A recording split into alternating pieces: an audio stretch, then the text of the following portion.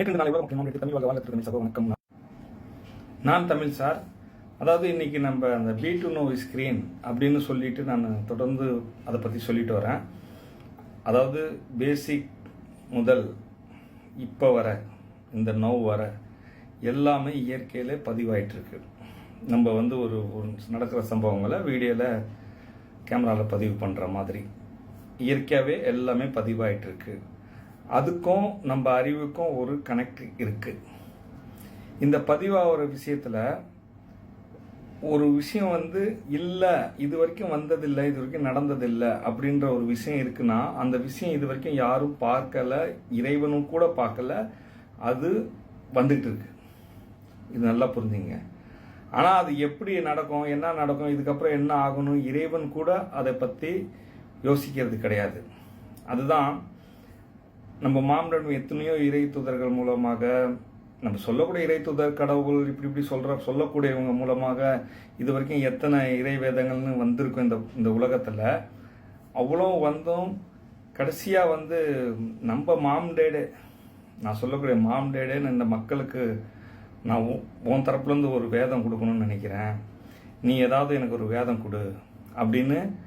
ஏன்னா முழுமையாக அறிவு படைத்தவன் இறைவன். அப்படி இருக்கும்போது அவங்க அந்த வேதத்தை கேட்டாங்க. கேட்கும் பொழுது இறைவன் சொல்லிட்டான், நான் அடுத்த செகண்ட் என்னன்னு நினச்சா அது நடந்துடும்.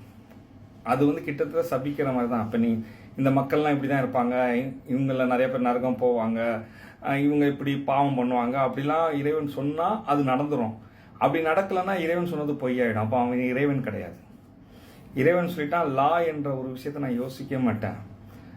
ஆனால் அந்த லா என்பது அல்ல வந்துட்டு இருக்கு. அதாவது இந்த நோவில் வந்து அனைத்து விஷயங்களும் உள்ள நுழைஞ்சிட்டு இருக்கு. நம்ம சுவாச காற்று புதுசாக இழுக்கிற மாதிரி வந்துகிட்டு இருக்கு. சரிங்களா? அது இழுத்து விடும்போது அது அல்லாயிடும். நம்ம இழுக்கிறது லாவை இழுக்கிறோம். இழுத்து அதை அனுபவித்து, இந்த நோவில் அனுபவித்து அதை வெளியே எடுக்கும்போது அது மறுபடியும் லா தான். அதுக்கப்புறம் நம்ம அதாவது எப்படின்னா, நாளை என்பதும் இல்லை, நேற்று என்பதும் இல்லை, இன்று இந்த நேரம் நம்ம அனுபவிக்கிறது தான் இருக்கு. அப்போ அது இல்லைனாலும் அது இந்த அல்குள்ள சுத்திட்டு இருக்கும். அது ரெண்டுமே லாவானாலும் இது வரைக்கும் வராத ஒரு லா இருக்கு. இது புரிஞ்சுங்க. அப்போ அந்த பி டு நோ ஸ்கிரீன்ல எல்லாமே பதிவாகும் போது சில பேருக்கு இந்த அறிவுல ஸ்பெஷலாக சில விஷயங்கள் தெரியும். அது தெரியும் பொழுது அதை எப்படி புரிஞ்சுக்கிறாங்களோ அதுக்கு தான் நீங்கள் கணக்கு பிள்ளை ராமராஜன் வரலாறை பார்க்கணும், டெஸ்லாவை பார்க்கணும். ஏன்னா இவங்களாம் வந்து சொல்லியிருக்காங்க. அதே மாதிரி இந்த விஷயத்தை நான் ஒரு வீடியோ போடுறேன், அதையும் பாருங்க. அதை வச்சு நான் அப்புறமா பேசுறேன்.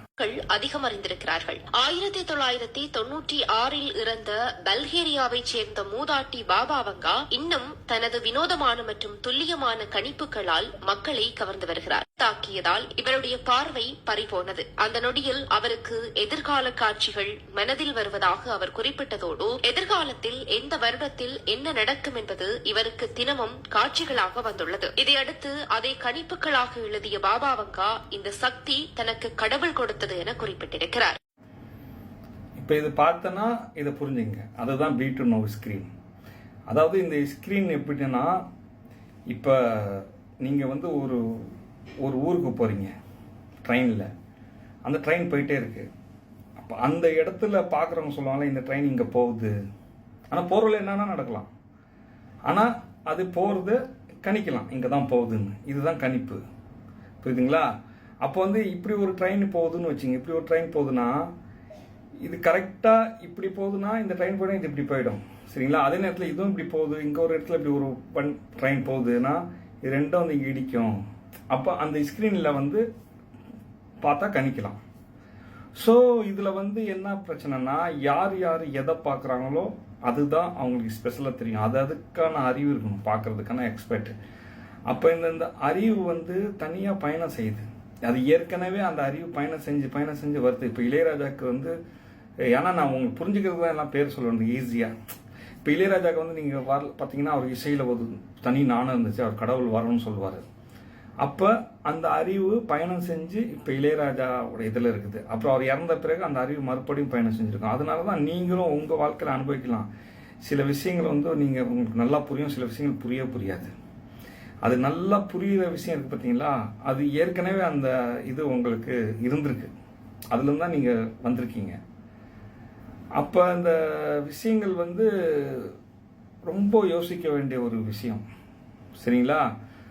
அதனால தான் நான் சொல்கிறேன், எல்லாரும் எல்லாமே பார்க்க முடியாது. எனக்கு என்ன தெரியுதுன்னா மெயினாக பேசிக் தெரியுது. அப்போ அந்த பேசிக்ன்ற ஒரு விஷயத்தை நான் பதிவு பண்ணுறேன். அப்போ அந்த ஒவ்வொரு இதுலேயும் இப்போ இறை வேதம் அப்படின்னு சொல்லக்கூடிய இந்த உலகத்தில் உள்ள எத்தனை வேதங்கள் எடுத்துக்கிட்டாலும் அதில் ஒரு பேசிக்கு போய் பார்த்தீங்கன்னா, அந்த பேசிக்குன்னா அது முத வந்தது அப்படின்னு பார்த்தீங்கன்னா அது இறைவன் கொடுத்ததா, அது இறைவனால் வந்ததா அப்படின்னு கேட்டனா அதில் தான் தெரியுது. மாம் டேடே கேட்டிருக்காங்க, நீ டைரெக்டாக ஒரு வேதம் கொடுத்த, அப்படி கொடுத்துருந்தா அந்த அந்த வேதம் எப்படி இருந்திருக்கும்னா, நல்லா புரிஞ்சுங்க, இந்த பிரபஞ்சத்தில் கிடைக்காத மூலப்பொருட்கள், அதாவது காகிதமாக இருக்கட்டும், எழுத்தாக இருக்கட்டும், எல்லாமே அது வந்து யாராலையும் மறக்கவும் முடியாது. இயற்கையாகவே எல்லாரும் அதை ஏற்றுக்குவாங்க.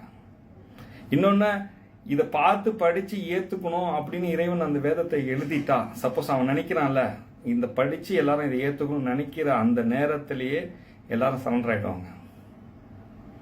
ஸோ இறைவன் தனக்குள்ளே அந்த உருவாகிற சக்தியை, அவனுக்குள்ள அடக்கிற அந்த சக்தியை நான் ஏற்கனவே வீடியோவில் சொல்லியிருக்கேன், இந்த ரெண்டுமே இறைவன் தனியப்படுத்தி இறைத்து விட்டான். இப்போ இது யாருக்கு, இது ரெண்டும் கலந்துருச்சு. இப்போ இந்த உருவாகிறது வந்து நல்லவனா கெட்டவனா கேட்டால் இவனே நல்லவன் இவனே கெட்டவன்.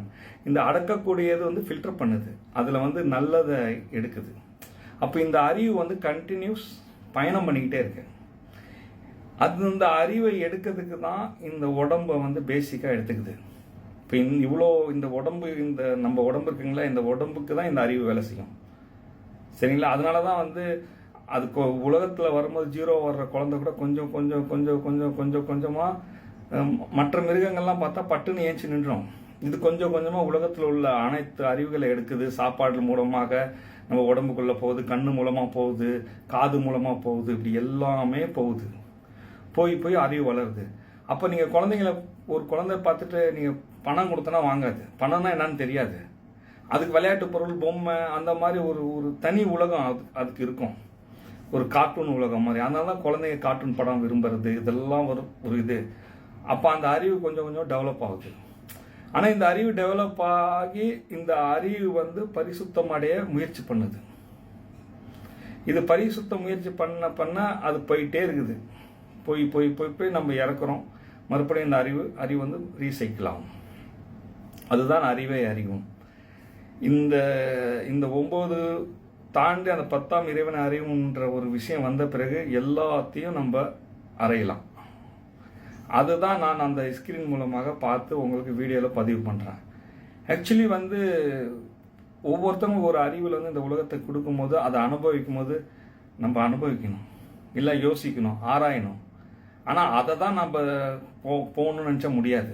அது எல்லாராலையும் எல்லாமே செய்ய முடியாது. அந்த சாதாரணமாக ஒரு நாளைக்கு இந்த நெட்வொர்க்கில் வந்து பதிவாகிற விஷயம் இருக்குங்களா, யூடியூப்பில், இன்ஸ்டாகிராமில், ஃபேஸ்புக்கில், இது எவ்வளோ விஷயம் பதிவாகுது ஒரு நாளைக்கு கணக்கு எடுத்துக்கிட்டா. அந்த ஒரு நாள் ஃபுல்லாக பதிவாகிற விஷயம் வந்து ஒருத்தவங்க எல்லாத்தையும் பார்க்கணும்னு நினச்சா, எல்லாத்தையும் நான் பார்த்துடணும் இன்னைக்கு அப்படின்னு நினச்சா, இங்கே எத்தனை விஷயங்கள் சிசிடிவி கேமராவில் எல்லாமே பதிவாகிற விஷயம் பார்த்தா நினச்சா கூட அவனுக்கு ஆயில் போயிடும். ஒரு நாள் பதிவாகிற விஷயத்தை எல்லாத்தையும் பார்க்கணும்னு நினச்சா. அப்படின்னா இறைவன் இல்லை என்ற இடத்துலேருந்து, இறைவன் மாம்டேட படைத்ததுலேருந்து இது வரைக்கும் இந்த பிரபஞ்சம் எல்லாமே அந்த இதில் ஸ்க்ரீனில் பதிவாகிட்டு இருக்கும்போது நான் தனி மனிதனாக எல்லாத்தையும் பார்க்க முடியுமா? முடியாது. அப்போ எனக்கான பார்க்கக்கூடிய அந்த இது கொடுத்ததை அதை நான் பதிவு பண்ணுறேன். அதான் சொல்லுவாங்கல்ல, புஸ்லீவ் சொன்னதை நான் இதில் படிச்சிருக்கேன், 10 கலை தெரிஞ்சவனுக்கு கூட நான் பயப்பட மாட்டேன். ஆனால் ஒரே ஒரு இது பயிற்சி பண்ணி கற்றுக்கிறாங்களோ அவனை பார்த்தா நான் பயப்படுவேன். ஏன்னா அவன் அந்த மாதிரி நான் பேசிக்ன்ற ஒரு விஷயத்தை எனக்கு தெரிகிற மாதிரி அவங்களுக்கு கணிக்கிற அந்த அறிவு தெரிஞ்சிருக்கு அந்த வாங்குன்றவங்களுக்கு. ஆனால் அவங்களுக்கு தெரிஞ்சது கணிச்சிருக்காங்க. அது 100% கிடையாது. ஆனால் இறைவனே அதை பார்க்க மாட்டேன்னு சொல்லிட்டான். இப்போ மனிதனால் எப்படி பர்ஃபெக்டாக பார்க்க முடியும்? ஏன்னா உருவாகிற சக்தி என்ன வேணால் பண்ணும். ஸோ கணிக்கிறது உண்மைதான், கணிக்கலாம். நீங்கள் கூட சாதாரணமாக ஒரு நாள் கணிக்கலாம், மாம்டேட் 100 நாளைக்கு கணிக்கலாம். ஒரு வருஷத்துக்கு கணிக்கலாம். இது ஒரு சக்தி.